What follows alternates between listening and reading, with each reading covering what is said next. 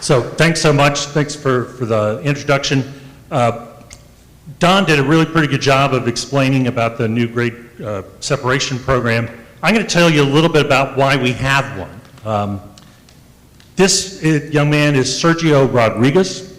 He's a sophomore at HISD's Milby High School, about half mile northeast of the interchange of I-610 and SH-225 in East Houston. Sergio was on the Milby Buffaloes football team in 2024. He's the son of Cecilia Rodriguez and Marco Antonio Ortuno, one of 5 children. He had 2 cats at home, Chana and Rambo, and his teammates and coaches described him as a positive, kind-hearted player. Early Monday morning, December 9th, 2024, Sergio was walking to school and took a shortcut across the single track of the Galveston sub of UP near Broadway Street and Galveston Road. School runs on Broadway, which runs north and south, and Galveston Road runs parallel just north of the rail track to the southeast. Sergio was killed that morning by a slow-moving train. We don't have a whole lot of information about exactly why that happened. We also, I don't have information on who the 2 crew members were who were there that morning and couldn't do anything about Sergio being in front of their train, nor how they dealt with the 2 or 3 days worth of constant news coverage that reminded them of what had happened that day. But we railroad folks refer to this as a trespassing incident. One of 4 such trespassing fatalities in Harris County in 2024. One of 65 such fatal incidents in Texas statewide that year. But we have to remember, and one of the things people who are involved in the railroad industry we remember is these are not just statistics, these are actual people. This didn't just happen, it's not a number, this happened to a high school student weeks before Christmas. And Sergio wasn't killed directly at the grade crossing at Broadway, which was just feet away, but his death was a visible symbol of grade crossing issues that had long been an issue in East Houston neighborhoods, north of I-45, east of downtown, and south of Interstate 10. As a result of these conflicts between trains and communities at those grade crossings, the Texas Department of Transportation, the Transportation Commission, requested $250 million for a state-funded grade separation program as part of its legislative appropriation request going into the 89th session, which was due to convene in January of 2025. Now, because Lieutenant Governor Dan Patrick is from Houston, he supported the inclusion of that $250 million for a state grade separation program in a supplemental appropriations bill before the next appropriations bill for the next biennium. And he also supported the inclusion of what Don described as that grade separation program, SB 1555, which Don did a really good job of describing. The Senate also included that $10 million rider appropriation that Don mentioned for the Sergio Ivan Rodriguez Memorial Pedestrian Bridge, which, as he mentioned, is being designed by TxDOT's Houston District, and they expect construction to begin this summer. And once completed sometime in 2027, that'll be maintained by the City of Houston. In the meantime, a new pedestrian at-grade crossing has been constructed adjacent to that Broadway rail crossing, along with new fencing and new signage reminding the students that that rail line is private property. Now, while the new pedestrian bridge will bear his name, it's also fair to say that Sergio's death was the catalyst for this new grade separation grant program itself. Last month, as Don mentioned, the Transportation Commission authorized the publication of proposed rules for the short line assistance program created by SB 2366 last session. The legislation limits these grants to short lines that are created or operated by rural rail transportation districts. TTI's done research for TxDOT on those rail transportation districts over the past decade or so, and we made a presentation to the TxDOT's Freight Advisory Committee meeting in May of 2025, which updated our research projects on those districts. As of last May, we had identified just 7 active districts, only 3 of which had active short lines on them. And as Don noted, this program wasn't funded by the legislature just yet. But when we talk about public investment in privately owned railroads, whether it's for safety improvement along those public roads or about infrastructure improvements along shoreline railroads that will benefit Texas small businesses, we're likely to be more successful with the legislature if we talk about people and their names and their stories rather than just about statistics. So before we talk about the Shoreline Assistance Program and what could be done next session, I've asked Ross and Joey to spend a little time talking about what's happened with customers on their properties that have benefited from improvements from CRISI grants and other publicly funded programs, so that we can get a sense of how these programs benefit not just the railroads themselves, but the customers of those railroads. Joey, you want to get us started? Yeah, thanks, Allan.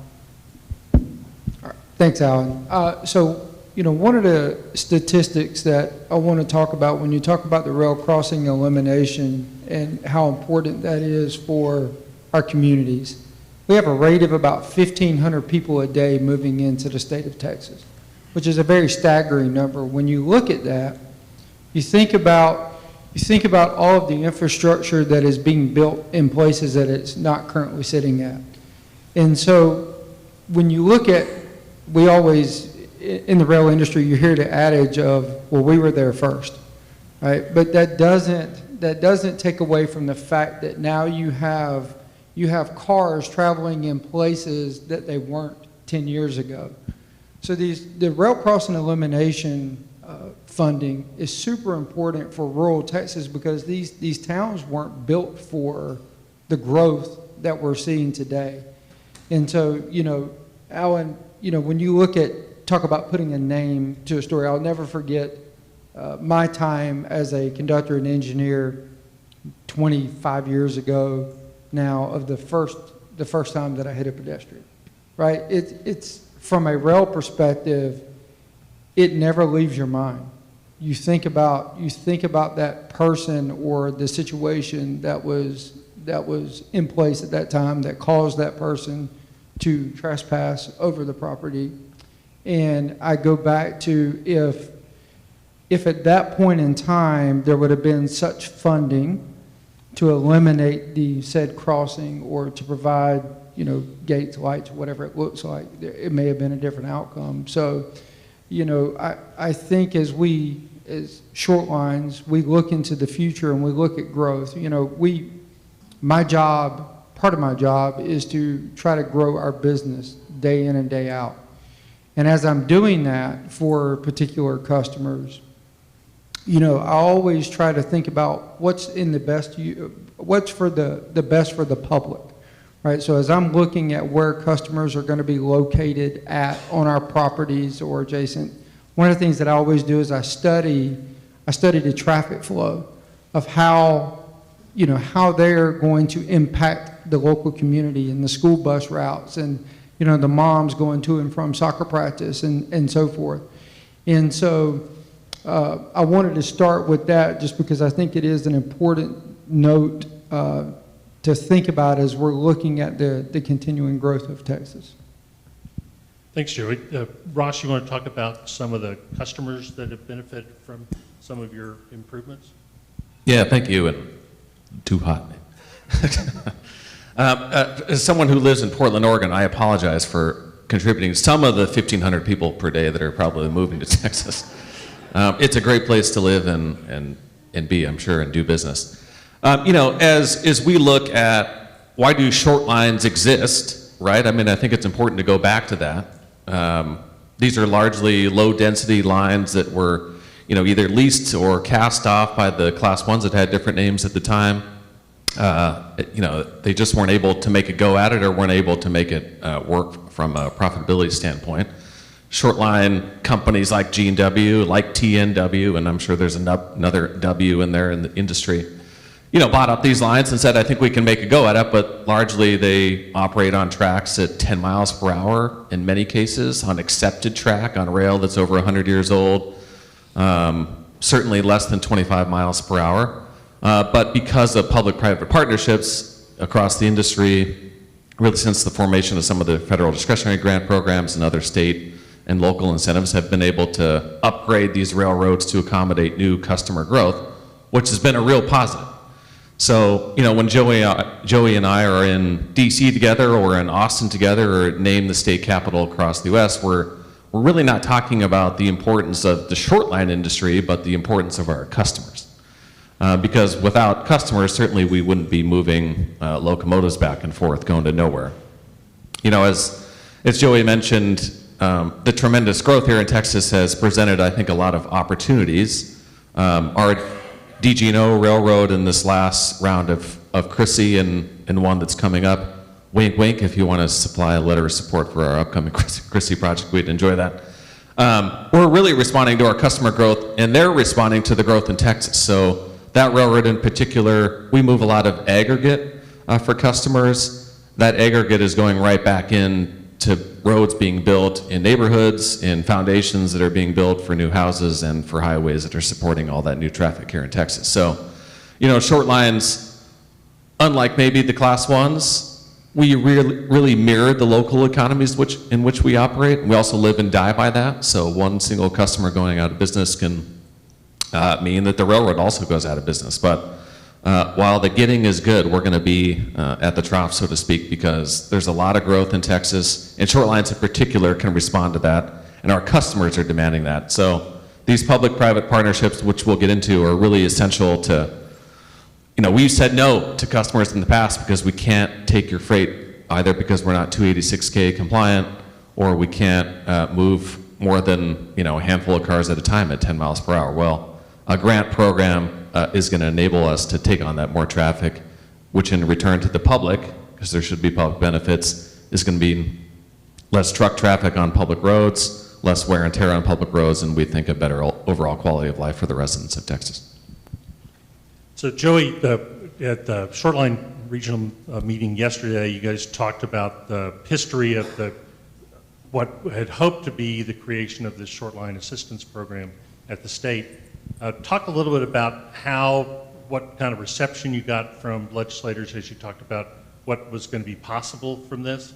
And then I'll help talk a little bit about the ultimate outcome of that and why it's maybe a little more limited than what you guys had expected. Yeah, I think over the last couple of years, in just to give a little backstory, this is not something that was born just out of last session. This is something that people way before Ross and I have been working on for many years to try to get into legislation. And every year, when you look at, Holly gave one of our speakers yesterday at the TSLRRA event, we've got the possibility of having 29 new legislators just on the House side coming in this year. So every year that Ross and I go in and others, it's a re-education process or a new education process for these legislators. And as we're telling the story of the short lines in the communities, everyone is super positive and, we want to support that and what can we do to help? And, as we made it into the final stretch last year, we were very positive that, we were going to get the $25 million that was going to go towards the matching funds programs. And at the time, it was laid out that all short line railroads would benefit from this potential program. And at the 11th hour, the bill text changed, which shrunk it down to just rural rail districts. And as you've heard others speak, there's 16, there's 3 of them really in the state that's active today. So, while we were very positive and all of the support from legislators were very positive, it didn't get us where we wanted to be. So now Ross and I, after this, we'll go back to work in Austin this year, trying to figure out, again, re-educating and then trying to figure out how we can get the money for the program and then also potentially rewrite the bill text so the other 51 short lines can benefit from this program. Yeah, so those rural rail transportation districts were created really as a response to the post-Staggers abandonments and offered a structure by which counties could band together, create these districts, and try to find ways of taking the rail lines that were there and keep them from being abandoned. Early on, the creation of those districts had to be multi-county. That's why many of the ones that are out on the map today involve more than one county at a time. The legislation then changed a couple of years later to allow for single county rail districts to be created. So the legislation allows for counties to create these districts. They have boards of directors, but other than being able to own rail infrastructure and allow for an operator to be selected, they don't come with funding of their own. So it's a legislative creation, but it doesn't come with funding. And so part of the trick to going forward that Joey and Ross will be doing is talking to the legislators about what the possibilities are for making a difference with some additional dollars. Now, Ross, you guys operate in a bunch of different states who have state funding programs in addition to the CRISI grants. How do those kinds of state programs help your operations?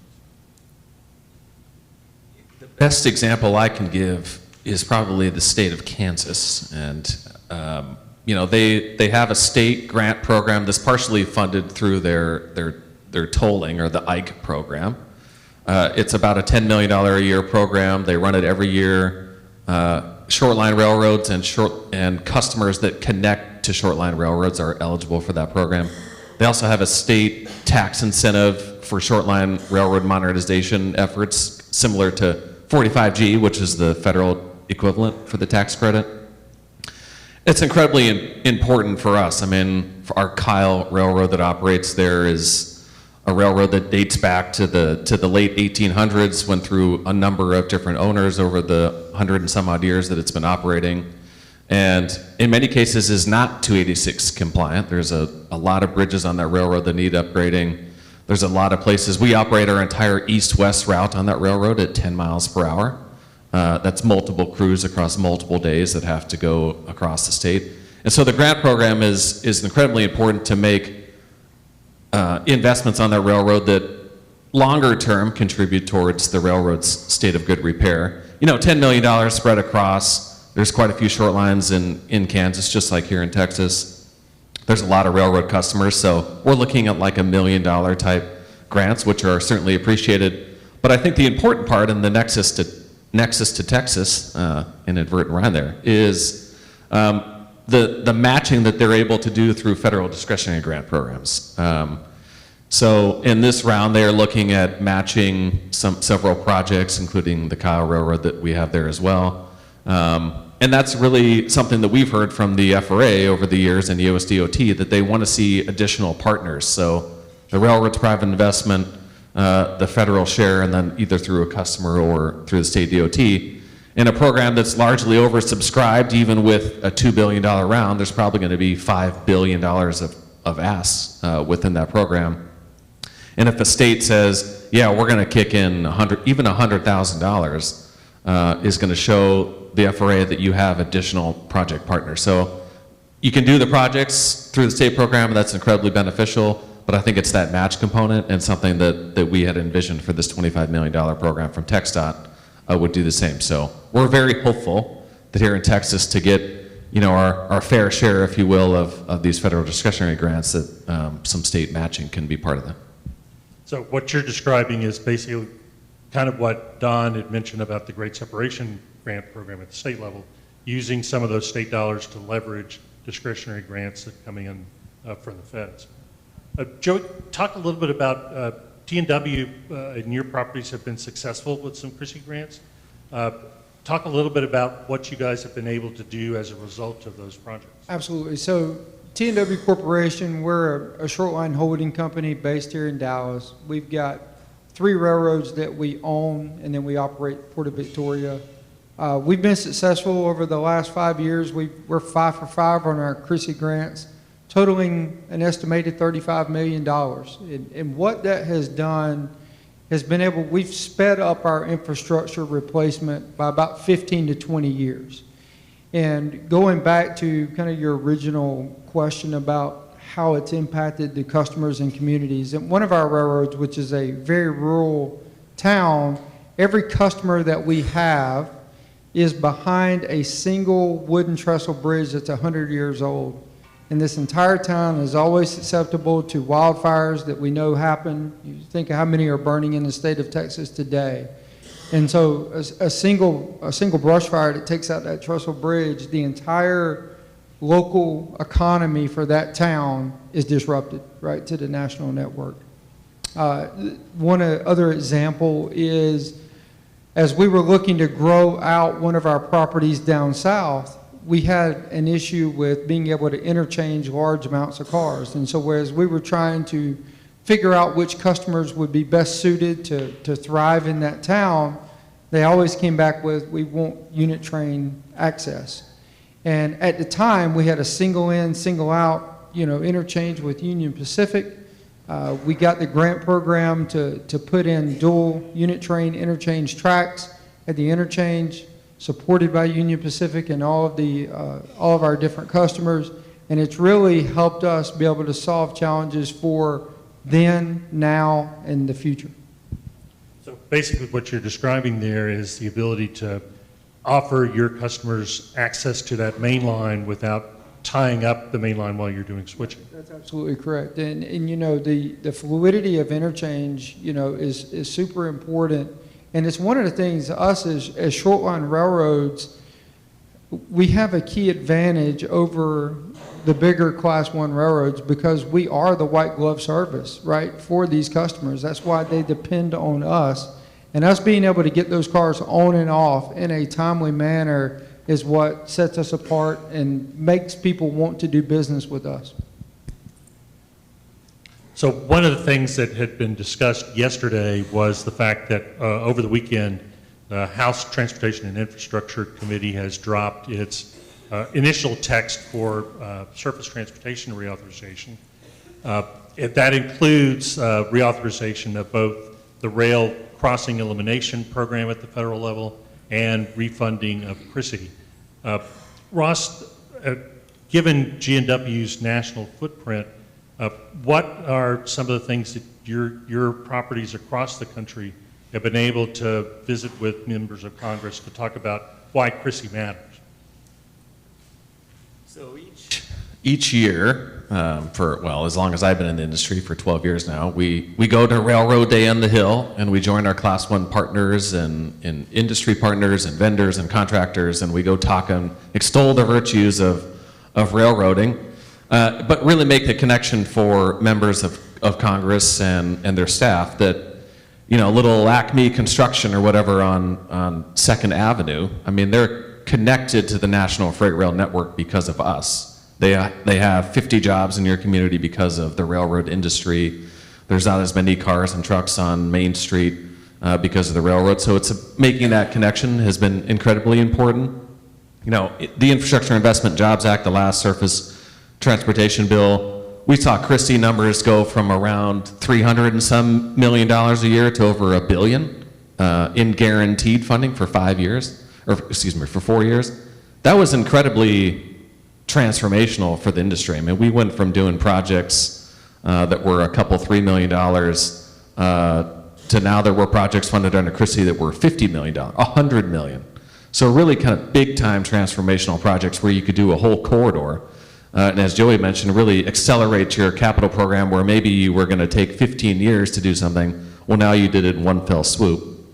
As you mentioned, the text came out this weekend. There's a pretty big number as a authorized number. And my boss, Ariel, who was here yesterday, always explained this. There's the authorization number, but then there's the actual number that's appropriated. So big time authorization number is a couple $1 billion a year. but we're going to have to go back every year as an industry and talk about why it needs to be appropriated to get to that higher number again. But I think it just goes back to this administration in particular, and I think it's a great focus, is focused on building more stuff here in America, making things more affordable for the people that live here, advancing manufacturing, being a leader in the world once again, and making stuff here. Well, we can't do that without a robust transportation system.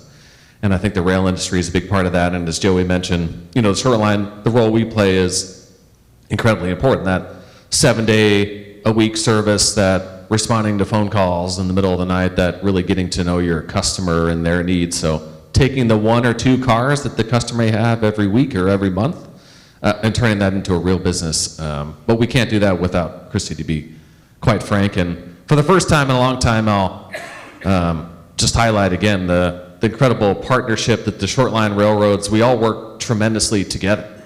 So Joey and I will compete on, Chrissy will compete on grant programs. You know, as he points out, his railroad is really kind of the only one in one of these rural or rail districts here in Texas. So that program has really worked out well for him. But, you know, we're all in it together, because if we don't thrive as an industry, we're not going to thrive individually. One of the things I was just going to add, if you haven't had an opportunity to read that 1,057-page text that came out over the weekend, it's a great read. It really does kind of outline what the potential future looks like for us. And, you know, I want to take just a second to speak to Mr. Franks and thank TxDOT and the rail division for everything they're doing. He's been a tremendous asset to us so far. Your leadership has went a long way. And when you talk about the 14 inspectors that are out keeping us safe every day, we thank you for that, because while, you know, it may seem like they're out a lot more, that's what their job is. So again, thank you to you and your entire staff for what you've done in the state in your short 1 year as director.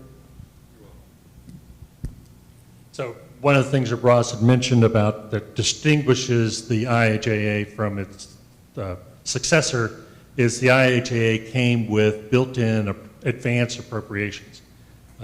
The federal system works, the authorizing committees say this is what we allow to happen, and the appropriators go out and put the money toward that. IHAA combined those two things all at once for that 4 years worth of stuff, which allowed for a lot more grant announcements to get out there all at once. The appropriators probably thought that that was the sort of interfering with their authority, but it's their job once this thing gets authorized for them to follow through with putting the money where which has been assigned to it.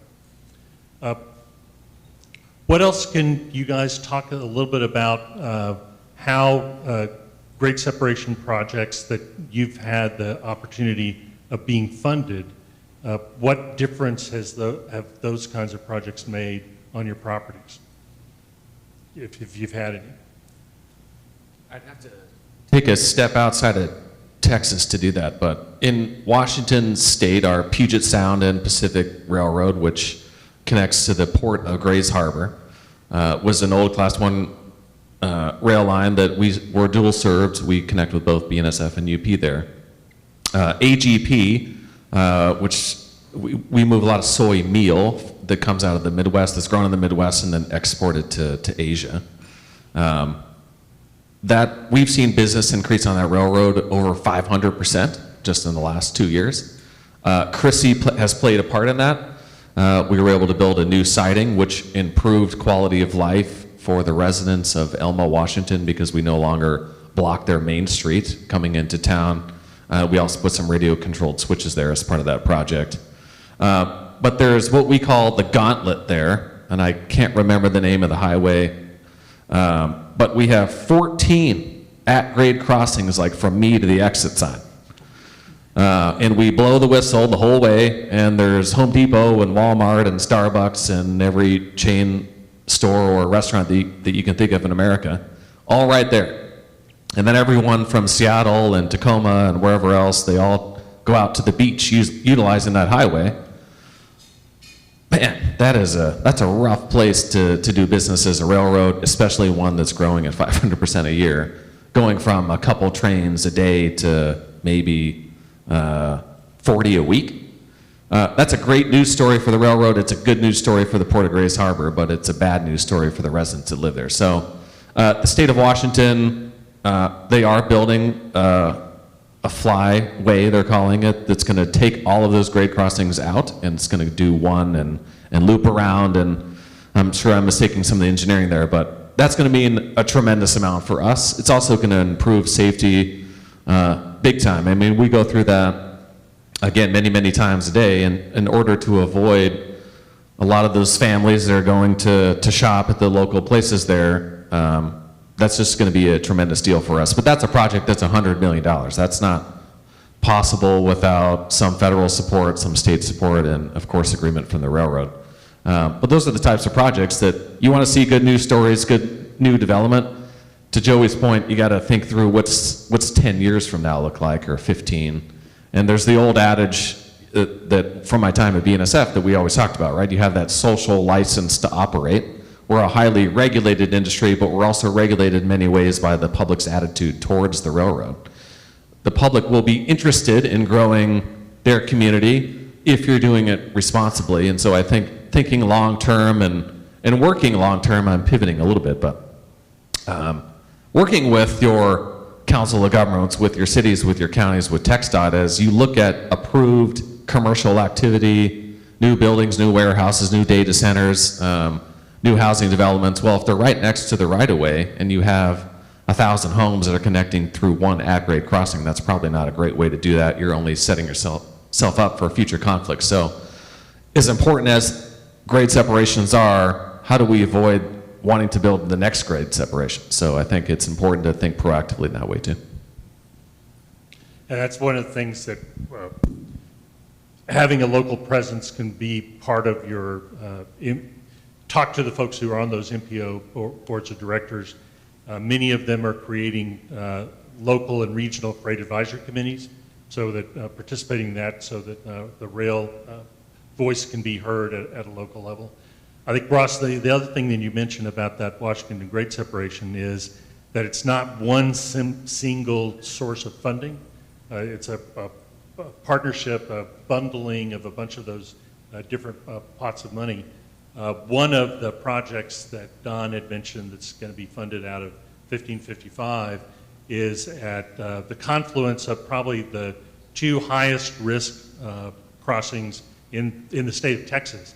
Griggs-Makawa over in southeast Houston, which not only involves some really weird geometry of some intersecting roadways, intersecting freight and light rail. So it's an incredibly expensive project to make happen. But what it allows us to do is for the state's $35 or $40 million to leverage Houston Metro money and City of Houston dollars and Harris County dollars to address something that everybody's known is a real problem, but no one party could do on their own. Sometimes it takes just that last bit to get it over the hump to make that happen, and so we're really pleased to see that high interest crossing that was identified in the state's Grade Crossing State Action Plan to be addressed as a result of this new state funding that's been put in place. Anything else you guys want to bring up for the good of the order about some of these assistance programs? I think the last thing that I wanted to kind of mention on Chrissy grants in general is I think a lot of people when they look at Texas in general and the 51 short line railroads that we have, and while we would all love to see a higher amount of money go into those Texas railroads, a lot of people tend to forget how small these short line railroads are. You know, while the GNW and their great presence in Texas and Omnitrax, Patriot Rail, TNW, Fort Worth, and Western, there's a lot of these smaller railroads that just don't have the financial means to even go after these grants. These are matching grant programs that we have to we have to fund up front. So if you go for a $5 million grant for Chrissy, we have to put forth the $5 million and then we get reimbursed. And so it does exclude a lot of these smaller short line railroads. The matching, funds through TxDOT and SB 2366 would be huge for a lot of these people. And these are generally not in the past. And I will say that the FRA has done a great job on this latest NOFO that we're working through now.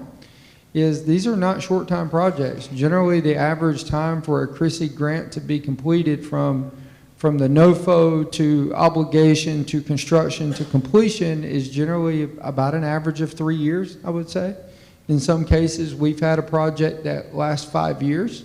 And while it does accelerate growth, it is something that is capital intensive for us as small businesses and does also take a lot of time. And generally a business that doesn't have people that is their full-time job, right? So we're all wearing multiple hats throughout the entire process of going out and meeting with legislators and then trying to write grants and then going through the entire obligation phase. It's a lot on these small businesses throughout the state of Texas. So I think what you're describing is that one of the benefits, if this 2366 short line assistance program gets changed in terms of its eligibility and if it's funded, is another way of leveraging those state dollars toward other discretionary grant. That is absolutely correct. And go ahead, Ross. Add one thing, or just build upon what Joey said real quickly is, the national average for a Class 3 shoreline railroad is $6 million in revenue. There's Abuelos, where Joey and I ate last night, probably is close to $6 million in revenue in a year, right? I make the joke all the time, there's, the Starbucks kiosk in any major airport makes way more than $6 million in revenue a year. But they don't have to go and spend $15,000 per mile on average to maintain the state of good repair on the railroad. So, as Joey mentioned, these projects are really just not possible. We all want to enjoy the benefits of rail, but they're just not going to be possible without these public-private partnerships. So they're just incredibly important. So the good news is that we're looking forward to seeing the improvements that have been made possible through the Great Separation Program, and look forward to ribbon cuttings and construction to happen. But I want to thank Joey and Ross for being part of our panel today, talking about what's going to be possible as these kinds of state-level assistance programs take place within the state of Texas. Thanks, guys. Well, I don't think you're off the hook yet, because we got to have a little bit of time for questions. So I think we have a few minutes, but it was a great presentation. Thank you very much. And I like the theme of, public-private partnerships. I think in this industry, a lot of the problem we have is that we all talk to each other, right? We're all rail fans, right? So you got to get out there. And you talked about, you go talk to legislators, Railroad Day on the Hill, certainly businesses, those small communities that are just beyond that railroad trestle that rely on your services to stay alive, right? What are you doing to try to reach out to like a broader community of the non-users, the economic business districts, and the general public to try to build support and awareness of how important your services are to our success? That's a great question. I should just hand it over to Joey. I wish the industry was seen more as the great operators that we all are. We would have a better connection to the public if the engineer got out on your street and gave the kids their Christmas presents on Christmas Eve. There would be a much better connection between what the rail industry does with the public rather than just block their way to school and to work and or creating loud noise outside of an apartment with sleeping babies. For us, sometimes there's just a lack of resources, to be quite frank.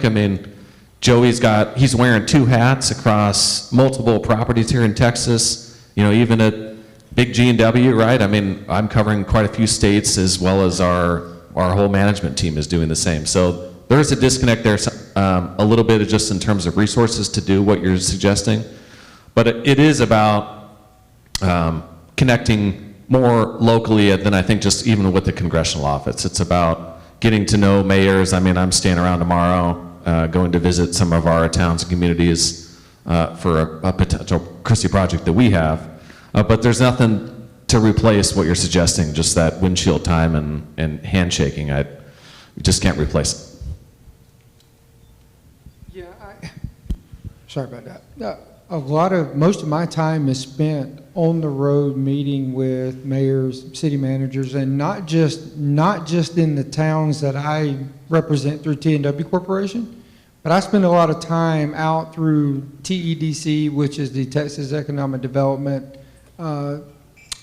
Council, and then also just out trying to network through other organizations and through other COGs and different places that I've run into people. And so I spend a fair amount of time out trying to educate other small communities that may not have the benefit of having Genesee, Wyoming or TNW in them, of what they can be doing for maybe their short line railroads and how they can partner together for funds and what that looks like.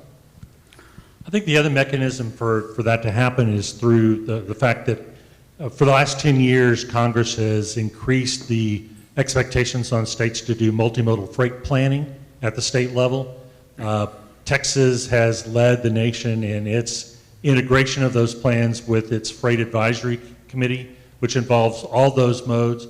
Short lines have been part of that. The three Class 1s have been on that Freight Advisory Committee.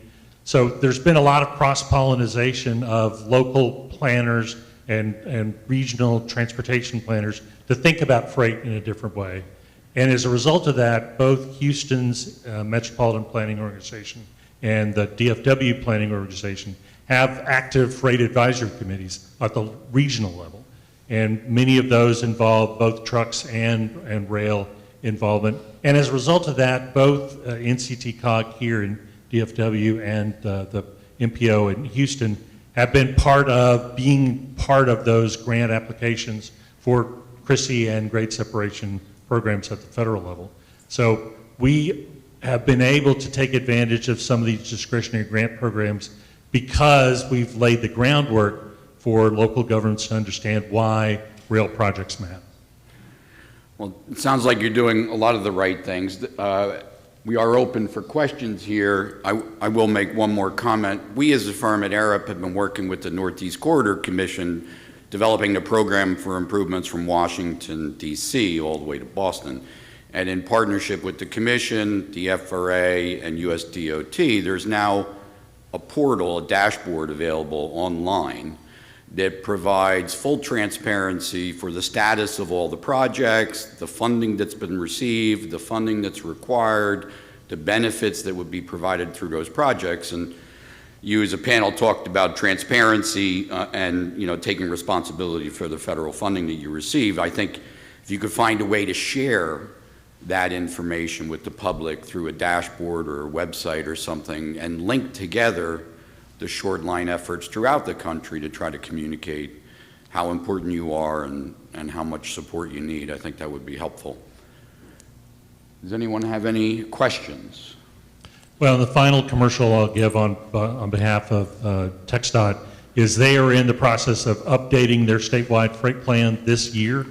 And so at sometime in early August, September, there'll be another round of stakeholder outreach, which will no doubt involve somewhere around this area and other places around the state. You guys who are concerned about railroads, rail is part of that multimodal freight plan. So when you see those opportunities for stakeholder engagement, show up. Be part of the conversation about why rail is important as part of that statewide freight network. All right, well, I want to thank the panel again. It was a very informative session and great job.